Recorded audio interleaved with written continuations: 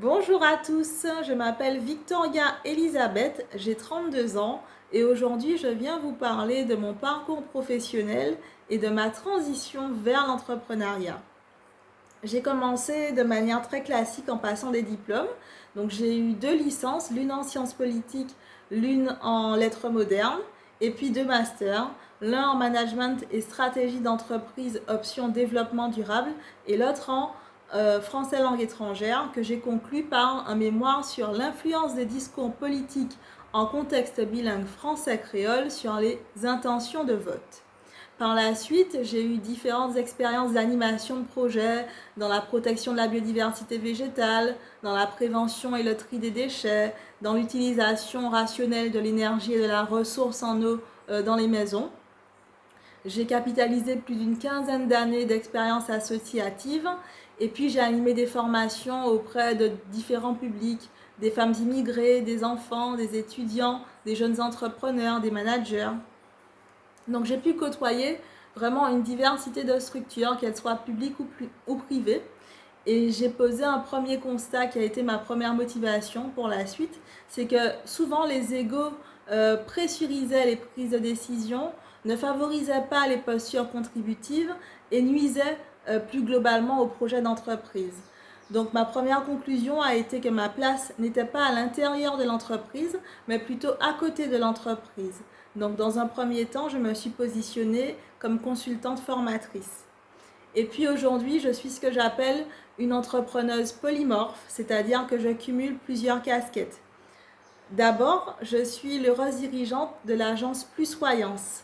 Alors l'agence Plusvoyance se donne pour mission d'accompagner les projets d'entreprise, qu'ils soient managériaux, marketing ou commerciaux, et vraiment d'améliorer l'expérience collaborateur et l'expérience client.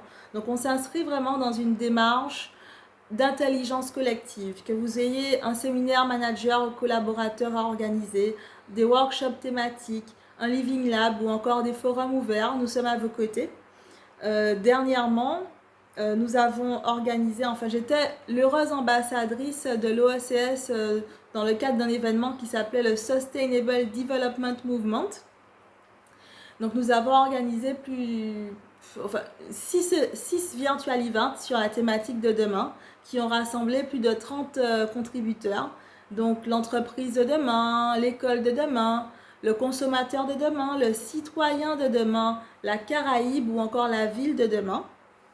Et nous nous sommes rendus compte que toutes ces personnes avaient vraiment des expériences à partager et surtout exprimaient le souhait de pouvoir collaborer ensemble. Je suis aussi l'animatrice d'un groupe GERM. Donc GERM, ça veut dire groupe d'entraînement et de réflexion au management d'entreprise. Donc ce sont des groupes de 15 à 20 managers qui se rassemblent 8 fois par an et qui se donnent pour mission de concilier progrès économique et progrès humain au sein des entreprises. Plus récemment, nous avons créé l'association F-Créole, qui est née d'un projet, d'une action qui a été menée l'année dernière avec l'appui de la Jeune Chambre économique de la Martinique.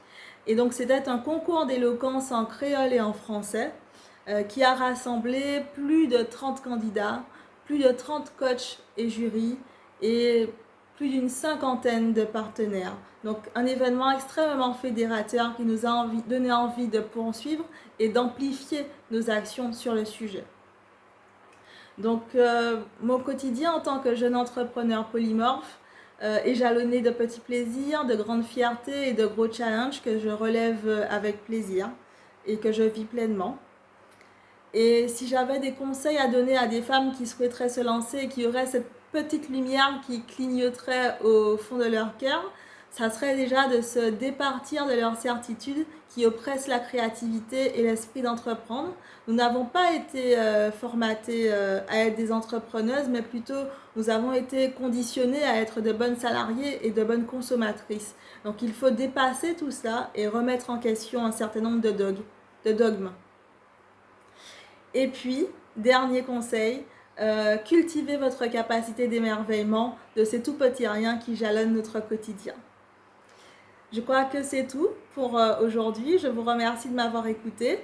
Si vous voulez en savoir plus ou si vous voulez faire appel à nous, vous pouvez aller sur mon site internet www.victoriaelisabeth.org. À bientôt!